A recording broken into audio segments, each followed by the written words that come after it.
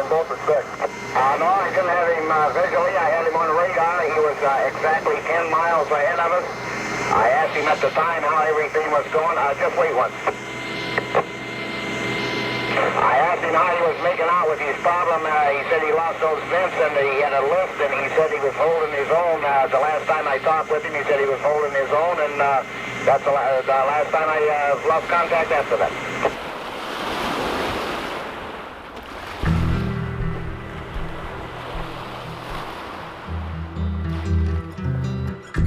On Whitefish Point, in Michigan's Upper Peninsula, families play on the sandy shore of Lake Superior. Freighters can be seen passing into Whitefish Bay, where they will enter the Sulaks for transfer to the other Great Lakes.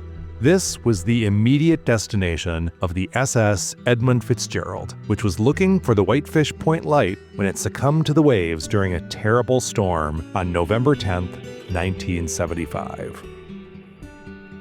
The wreck of the Edmund Fitzgerald lies just 17 miles north-northwest of the point and the safe harbor its beacon promised. You know the name, you know the song, you know the number. Each year on the 10th day of November, bells ring 29 times in memory of the men who went down with the Edmund Fitzgerald. Frederick J. Beecher, Porter. Thomas Benson, oiler. Joseph W. Mazie, special maintenance man. And a final toll for all those sailors that were lost on the lakes. When the news broke, the wreck was immediately recognized as a tragedy of historic proportions. Families, friends, and the entire Great Lakes community mourned. Over the decades, though, the wreck of the Edmund Fitzgerald has become something much larger. A mystery, a symbol, a touch point. It's become one of the best-known shipwrecks, not just on Lake Superior, but in the world. There are things we will never know about the night the Edmund Fitzgerald went down, but there's a lot that we do know. In this podcast, we'll tell the story of the ship, its loss, and its legacy. We'll talk to authors who've written books about the Fitz and staff members at museums that have become stewards of pieces of the wreck. We'll hear from a man who was part of the Coast Guard response to the sinking and from a diver who has actually touched the wreck. We'll hear from the TV anchor who broke the news and from a man who knew Gordon Lightfoot, the songwriter who immortalized the tragedy in music. By the end of 5 episodes, you'll understand what kind of boat the Fitzgerald was and what its crew members were doing out there in the gales of November. You'll understand what we know and what we never will about why the vessel was lost so suddenly with all hands. You'll know how the Fitzgerald is remembered today and why its story seems certain to live on as a profound mystery and an emblem of the hundreds of boats lost beneath the waves of North America's great unsalted sea. I'm Jay Gabler of the Duluth News Tribune, and this is Edmund Fitzgerald, 50 Years Below.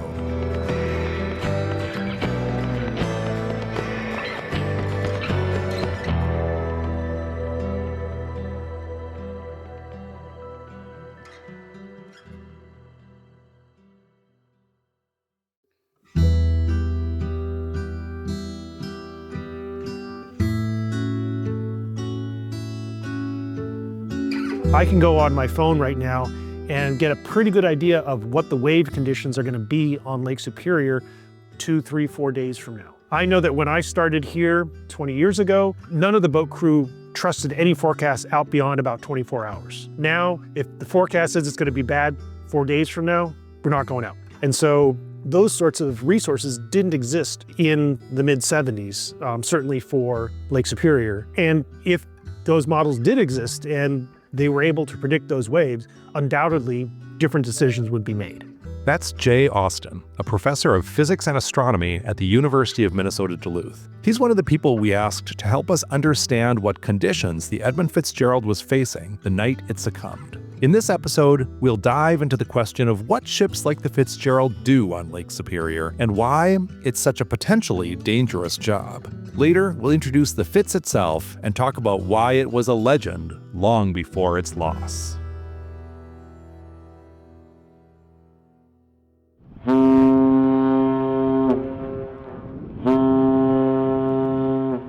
The News-Tribune is based in Duluth, Minnesota, a city of around 88,000 people on the very western tip of Lake Superior. Duluth is here because of the lake, and it shares a harbor with Superior, Wisconsin.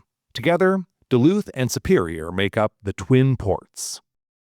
Superior is where the Fitzgerald began its last voyage, which would end with its sinking at the opposite end of the lake. In Superior, the Fitz loaded up with 26,116 long tons of taconite pellets.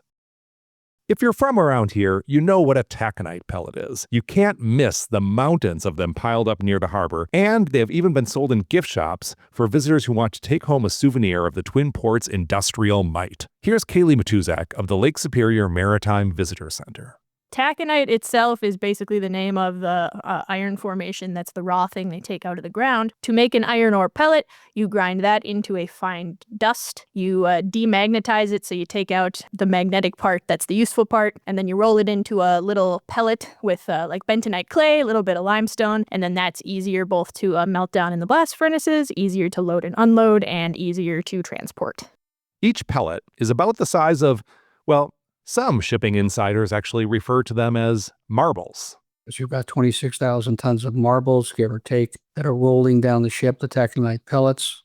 That's Frederick Stonehouse, author of The Wreck of the Edmund Fitzgerald, one of the first comprehensive books about the tragedy.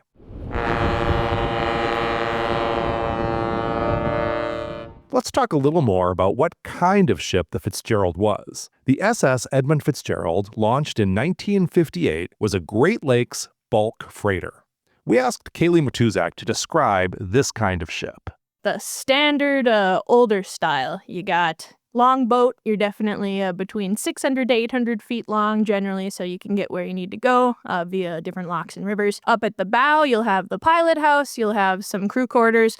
Pilot house is basically the eyes and ears of the vessel, so that's where they steer the thing. That's where they got radar, radio, all that good stuff. And then on the back aft section, you have the galley. You have more crew quarters, and then you have the engine room and all that jazz. So that's kind of where the power comes from in the vessel. When we talk about bulk freighters, bulk means the ship is not carrying boxes or containers of anything. Its three holds were just big, empty spaces that were filled with massive amounts of undifferentiated cargo. In the case of the Edmund Fitzgerald, taconite pellets. The dividers between the holds were made of mesh. It can't be compartmentalized, like was so touted with the Titanic of, how she could have X amount of flooded compartments and she would still be fine. It's like so many of the ships we talk about, especially some of these older ones, is once there's water coming in, a lot of these big ships are just kind of a big, like a warehouse. It's just gonna keep filling up. That's Tanner Johnson, co-host of Beyond the Breakers, a podcast about shipwrecks. Beyond the Breakers has covered stories like a mutiny on a whale ship, battleships lost during wartime, and a massive oil tanker spill. Yet, Johnson acknowledges, even in such extraordinary company, the Fitz stands out as a story of undying interest, especially for people with connections to Lake Superior. There's that sense of almost sort of like a twisted sense of pride and like, hey, this is what the lakes can do, even to a modern vessel. The Lake Superior never giving up her dead, that whole sort of, thing that, people will reference. But yeah, I think there is that also. It does kind of give you a sense of that, humans can do a lot of stuff, but nature will still, get one over on us occasionally. And, a lot of our stories deal with that kind of thing. But yeah, I think the Fitzgerald is maybe the best example of that. We're starting with the nature of the Edmund Fitzgerald as a vessel because it's important to understand what those 29 men were doing out on the lake that night. They weren't fighting a war. They weren't hunting a whale. They were doing their jobs. As maritime occupations go, Great Lakes shipping can be dangerous, but it's not like deep-sea welding. The wreck of the Edmund Fitzgerald was shocking because to lose a ship like that is rare. In fact, a freighter like the Fitzgerald has not been lost again since 1975. A taconite pellet may seem like a small thing to lose your life over, but Great Lakes shipping is important. Roger LeLievre is the editor of Know Your Ships, the standard reference guide to freighters plying the Great Lakes. We caught up with him at a conference. What I really would like to see happen is people become more aware of the importance of Great Lakes shipping in their everyday lives, that they don't realize, perhaps, that the iron ore, the taconite pellets to make the steel, to make your car, your refrigerator, your whatever probably got carried by a Great Lakes freighter. The salt on your roads in the winter, quite possibly moved by Great Lakes freighter. The materials, the concrete, the limestone, the products, the aggregates to build your roads, quite possibly came by a Great Lakes freighter. Even your cereal, the grain may have gone. You have General Mills cereal, big elevator down in Buffalo, New York. That probably came by freighter. Same with Toledo. So there's a lot of what you do every day in your everyday life that comes via freighter in some way or another. Iron ore, mined in Minnesota and shipped through the Great Lakes, has been used to build some of America's most iconic skyscrapers and to build our military's tanks, ships, and planes. If it had not been for the Great Lakes shipping infrastructure that was in place, to be able to move those raw materials down to the mills, steel mills on the lower lakes, through the heavily defended Sioux locks during World War II, that we may not have won the war. The Great Lakes Shipwreck Museum is located on Whitefish Point, for good reason. Many vessels have been lost near where the Fitzgerald went down. Here's Bruce Lynn, the museum's director, on the larger significance of the maritime activity that led to those wrecks. We shouldn't really think about them as just being isolated and, oh gosh, these were, this was a ship that might have been hauling something and that crew was at the wrong place at the wrong time. Well, maybe in some of the cases that might have been the situation, but they were part of a broader piece of machinery or a broader machinery that was building our country at the same time. You had people moving westward on the Great Lakes, so often these ships would be loaded up with immigrants that were settling in different parts of Michigan and Wisconsin and Minnesota. They might have been heading west, right, on board those ships, but at the same time, those ships returned, they were loaded up with bulk cargoes and what have you. So this was a vital part, this Great Lakes shipping and everything that went along with it, from the light stations to the life-saving service stations to ultimately the Coast Guard stations to these cities that were being built around some of the shipping. It is really a page out of the history of the United States in the building of the country. So I think it's always important to kind of keep it in that context, because I think it's easy to forget that and we get wrapped up in the ship. What did the ship look like, or what kind of a ship was it? And sometimes the crew of that ship, whatever that ship may be, almost not always, but at times can take a backseat to the ship itself or the story, those final moments.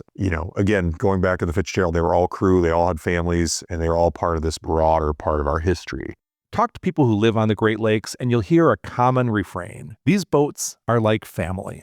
Here's Roger LeLievre again. My family's roots run deep on the Great Lakes, especially on the St. Mary's River. And I grew up watching the boats go by. Boats like the Edmund Fitzgerald, they came by a couple of times every week. They're familiar names. They're kind of like family. There's the Edmund Fitzgerald. Oh, there's the Anderson. There's the such and such. You see them all the time. And so you're just familiar with them. For the crew of these vessels, the work pays fairly well, although, at least in 1975, you could earn more working in an automotive plant than on an ore carrier. On a freighter, though, you're out on the Great Lakes. The work is meaningful, and on a good day, it's fairly routine. Of course, it does involve riding an extremely heavy vessel across the surface of a lake that can be treacherous.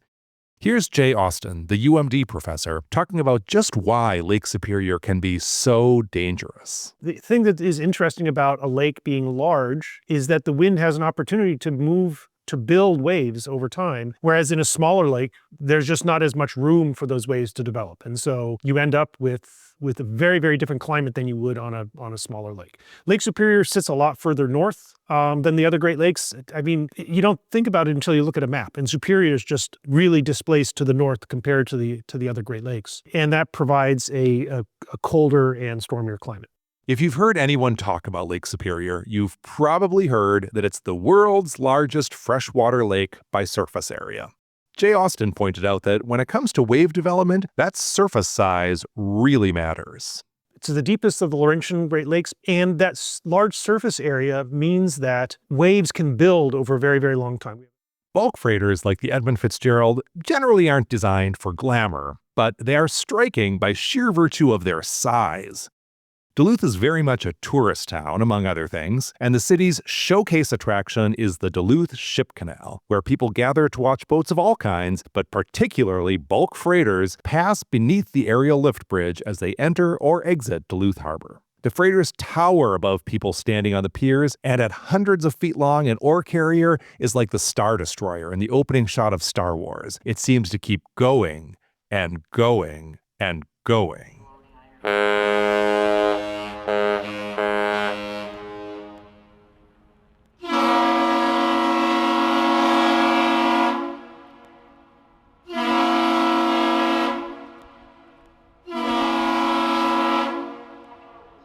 On November 9, 1975, the Edmund Fitzgerald did not pass under the lift bridge as it left the harbor.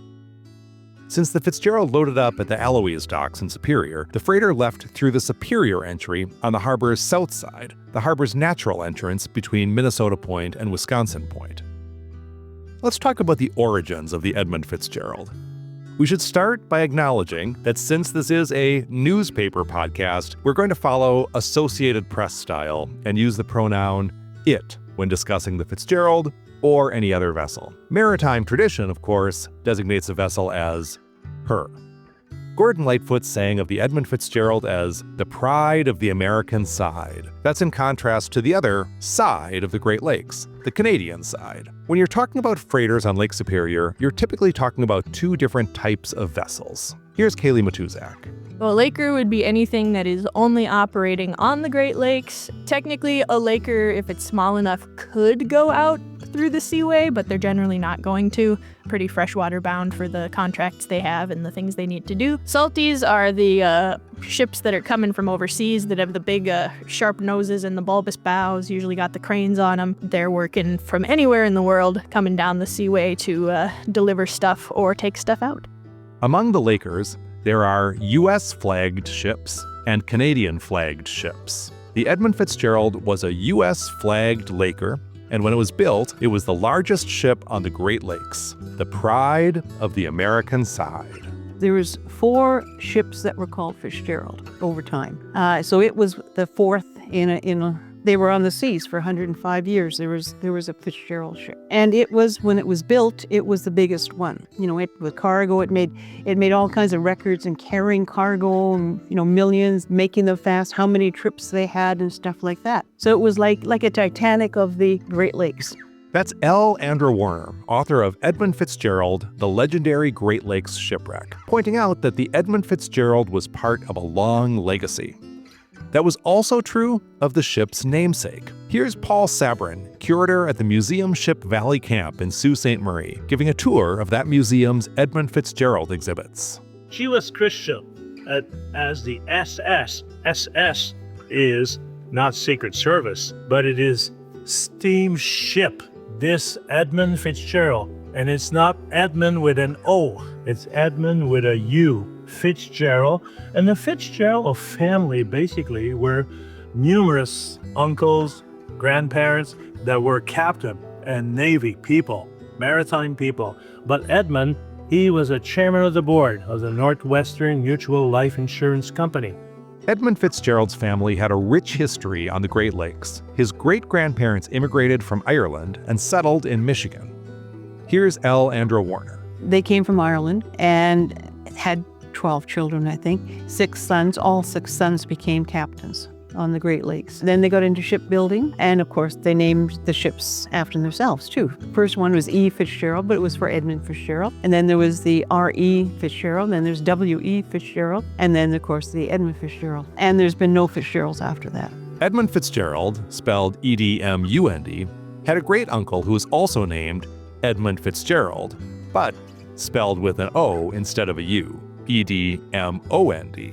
That elder Edmund Fitzgerald was the namesake of a ship called the E. Fitzgerald, lost with all hands during a Lake Erie storm in November 1883. Okay, but why would a Great Lakes freighter be named after a life insurance executive?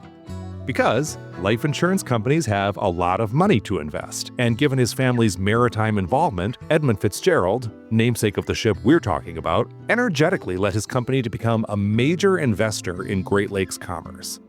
Eventually, just as Edmund Fitzgerald stepped down as president, the company launched its own boat. The boat was named in Fitzgerald's honor, against his own wishes. He wanted to name it something like Milwaukee, where the insurance company was based.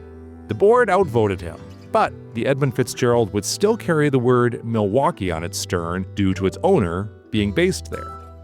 The Edmund Fitzgerald was built by the Great Lakes Engineering Works in River Rouge, Michigan, designed to do exactly what it was doing on the night it sank: carry Minnesota taconite to Detroit steel mills. It actually visited its registered home port of Milwaukee only once, when it docked there for 3 months in 1959 during a steelworkers' strike. In a headline about the boat's impending launch, the Detroit Free Press referred to the Edmund Fitzgerald as a, quote, Lakes Giant. A month before the launch, Michigan's Escanaba Daily Press posited that, quote, perhaps no larger ever will be built. That didn't prove true, but the Edmund Fitzgerald was king of the Great Lakes for nearly 15 years. Here's Frederick Stonehouse. She was the flagship of the Y, quite literally, of Columbia Transportation Division, Ogilvy Norton Corporation. And she was the largest freighter for several years on the Great Lakes until the 1,000-footer came along, the Stewart Court. I think she came out in 71, maybe early 72. Then she took the reins of that honor. But other than that, it was the Fitz. Let's break that down. The Fitzgerald was owned by the Northwestern Mutual Life Insurance Company, but sailed in the fleet of the Cleveland-based Ogilvy Norton Company. It was leased to that company's Columbia Transportation Division, which had a logo with a C inside a star, as seen on the Edmund Fitzgerald smokestack. Like all Lakers, and more so than most of its era, the Edmund Fitzgerald was long. It was 75 feet wide and 729 feet long, meaning that it was nearly 10 times as long as it was wide. For comparison, a standard Crayola crayon is 12 times as long as it is wide. So break off the tip of a crayon and the rest of the crayon comes pretty close to the dimensions of the Edmund Fitzgerald. Another analogy for the dimensions of a ship like the Fitzgerald comes from journalist Porter Fox, who calls Great Lakes freighters, quote, moving skyscrapers. Why was the Fitzgerald 729 feet long? That number is not random. The St. Lawrence Seaway connecting the Great Lakes to the Atlantic was built for ships of a maximum length of exactly 729 feet. Although the Fitzgerald wasn't intended to be ocean-going, the MacArthur Lock in Sault Ste. Marie wasn't much more generous, accommodating vessels at a maximum length of 730 feet. The Fitzgerald was built as long as it possibly could have been. Here's Elle Andra-Warner. The other thing, too, that was different about this one for mariners, not maybe so much for the public, it was not built in one piece. It was the first ship to be built in pieces, the hull, and then a big crane put it together. So it was the first one to have that happen, too. In building the Edmund Fitzgerald, the Great Lakes Engineering Works employed a joint weld-rivet method, rather than simply using rivets, as had been done in the past. Welds were not as sturdy as rivets, but they were lighter. Instead of all those rivets and joiner plates, the Fitzgerald could carry more cargo. You may be starting to pick up a theme here. At the bow, or front, of the Fitzgerald was a raised pilot house, and at its stern, or rear, was another raised section containing the ship's engine room and galley. All along the ship's long, largely flat main deck were hatches leading to the cargo holds. Those hatches would become a subject of intense scrutiny after the ship was lost. So would the ballast tanks, which ran along both sides of the ship between the outer hull and the cargo holds. In a freighter like the Fitzgerald, ballast tanks are pumped full of water when the holds aren't completely full to balance and stabilize the boat. When the holds are full of cargo, as they were when the Fitzgerald sank, the ballast tanks are left empty, since the last thing a vessel needs under those conditions is the weight of additional water. Ore freighters are not the flashiest vessels on the world's waterways, but by Laker standards, the Fitz was ritzy. The boat had sleek lines and a clean red and white color scheme. The line expected to host VIPs on its flagship vessel, and accordingly, the interior was done in high style. Detroit's J.L. Hudson Company was hired to trick the ship out with flourishes like leather swivel chairs and deep pile carpeting. There was air conditioning, even for the crew. Here's Bruce Lynn. When it was launched, it was the largest ship on the Great Lakes. It was the queen of the lakes. It was, to use Gordon Lightfoot's lyrics, it was the pride of the American side. I mean, this ship was a step above. It was the flagship of the Columbia Transportation Division. There were so many things that made this a special ship. It was a record-breaking ship. It had the finest, really for the most part, likely the finest appointments of if you were a crewman or if you were a passenger, there's someone that might be fortunate to actually go on board the ship. If you were a VIP with the Northwestern Mutual Life Insurance Company that owned the ship, or if you had a connection with the Ogilvy Norton Company, or if you just knew the right person. It's still true that a ride on a Great Lakes freighter is an experience you can't buy. Offering VIPs a ride on the Edmund Fitzgerald was a way for the ship's operator to leave a big impression on people like, for example, potential clients. The crew members even, obligingly, sent passengers home with Polaroid pictures to show off just how cool they were to have snagged a ride on the pride of the American side. If life on the lake ever got boring, no worry. The Edmund Fitzgerald had TV sets, so passengers and off-duty crew could watch Gunsmoke and The Price is Right. The Edmund Fitzgerald was officially launched on June 7, 1958. The weather was perfect. Here's Elle Andra-Warner. 15,000 people were at the launch, and all kinds of dignitaries, and there was planes flying overhead. There was flotilla of ships that were welcoming it, including the one still W.E. Fitzgerald that was still on the lake at the time. And so it was a big deal in Detroit. And there's some of the omens, they talk about what happened with it. In retrospect, the boat's launch would be seen as full of bad omens, as Museum Ship Valley Camp curator Paul Sabourin points out on his tours. Mr. Fitzgerald was there. So Mrs. Fitzgerald and grabbing the champagne bottle. Okay, on this occasion, I do announce the launch of the Edmund Fitzgerald. Boy, wait, it bounced back. Okay, let's try it again. Then, boy, wait, it bounced back. Finally, the third time, the champagne bottle pretty much was broken in. It was the launch. Here's Elle Andra-Warner again. When it was launched, it slid sideways into the water. So there was a huge splash that went on the crowd, and they got wet, and one guy had a heart attack and died. The news of the death was appended as a final paragraph to an Associated Press story about the launch.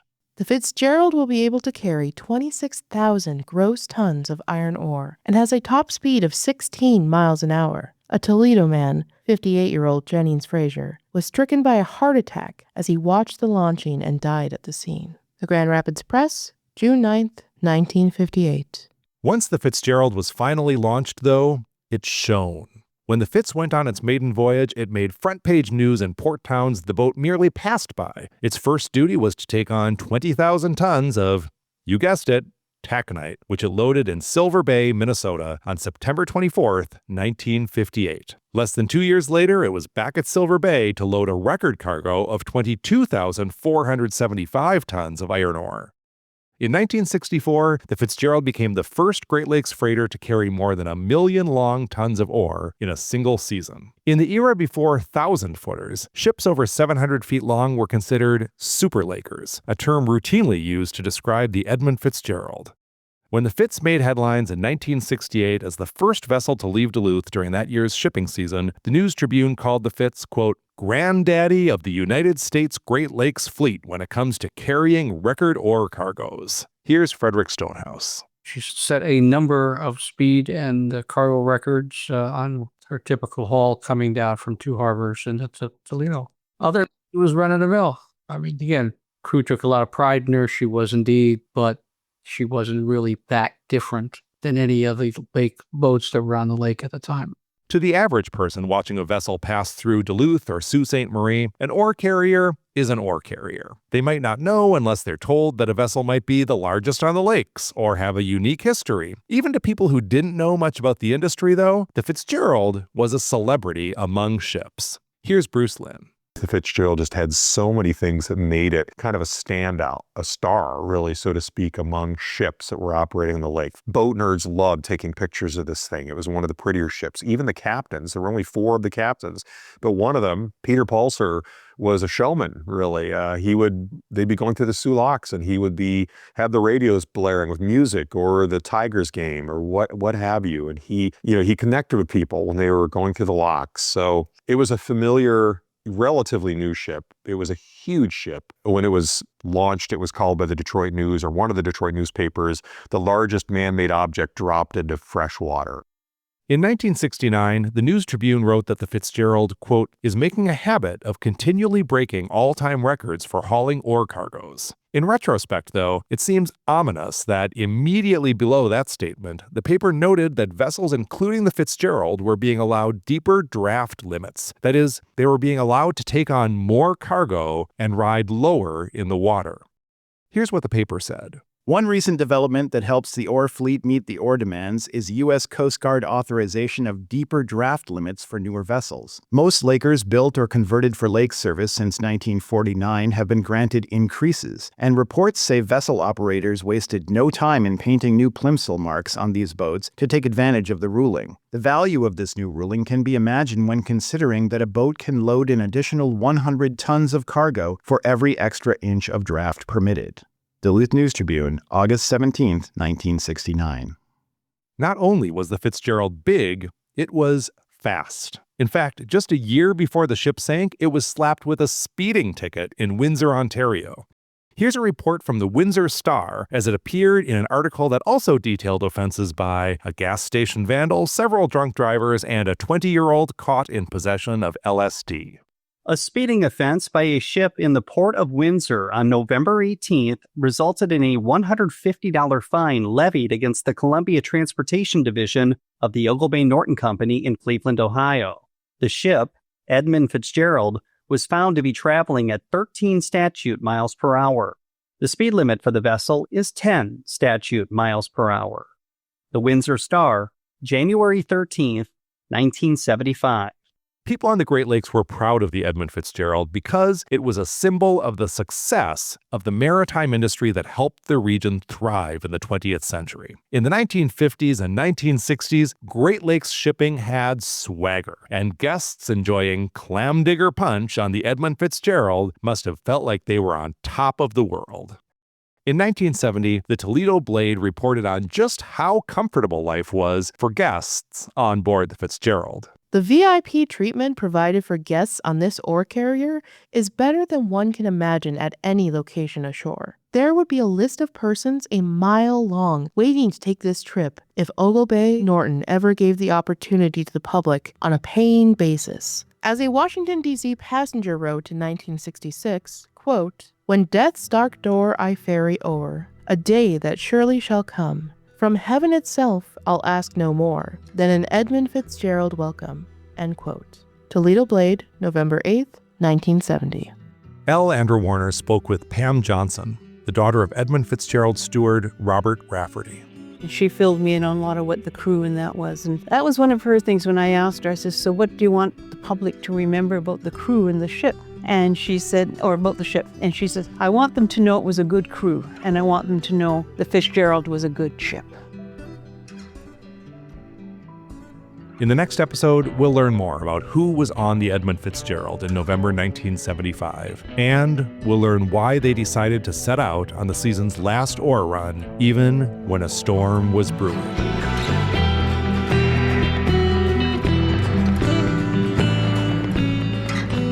Edmund Fitzgerald, 50 Years Below, is a production of the Duluth News-Tribune. This podcast is written and narrated by Jay Gabler, with audio engineering by Wyatt Buckner and Dan Williamson. The audio of this episode was edited by Wyatt Buckner. Our editors on this project are Katie Rohman and Barrett Chase, and our executive editor is Rick Lubbers. Original score composed by William Bruegemann. Newspaper archive excerpts were read by Teri Cadeau, Barrett Chase, and Dan Williamson. Thanks to our guests on this episode: Elle Andra-Warner, Jay Austin, Tanner Johnson, Roger LeLievre, Bruce Lynn, Kaylee Matuszak, Paul Sabourin, and Frederick Stonehouse. Read more stories about the Edmund Fitzgerald and learn more about this podcast at DuluthNewsTribune.com.